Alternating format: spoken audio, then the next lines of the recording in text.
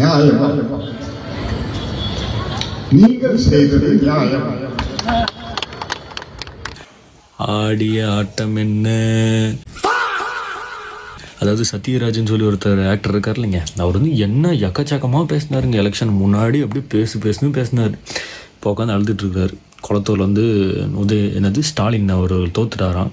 என்னங்க இப்படி பண்ணிட்டீங்களே அப்படின்னு சொல்லி அழுதுட்டுருக்காரு. அதுவும் அழுதாரு எல்லாம் ஓகே தான். அதில் நிறைய வார்த்தைகள்லாம் சொன்னார்.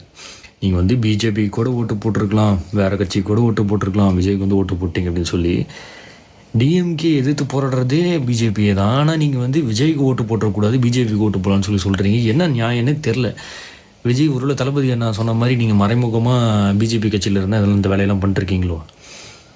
என்ன வந்து தோத்துட்டீங்களா? கொஞ்சம் கம்முன்னு போய் உட்காருங்க. வீட்டிலலாம் உட்காந்து கொஞ்சம் அந்த ரிட்டையர்மெண்ட் ஆகிட்டிங்களா, அந்த ஏஜில் தானே இருக்கீங்க. போய் உட்காந்து பேர குழந்தைங்க கூட விளையாடுங்க. அப்புறம் உங்கள் பையன் இருக்கார்ல, அவர் வந்து நம்ம தளபதியோட வெறித்தனமான ஃபேன் தான்.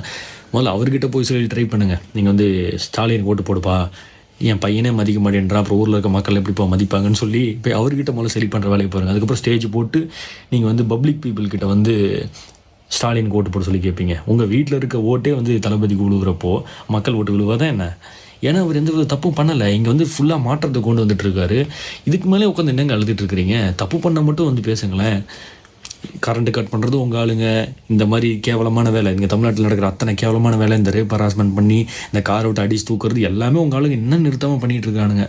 இதையெல்லாம் போய் பேசுங்க. ஸ்டேஜ் போட்டு உட்காந்து ஸ்டேஜ் போட்டு அழுதுட்டு இருக்கிறீங்களா? இன்னமும் போங்க, போய் வேறு வேலை இருந்தால் போய் பாருங்கள்.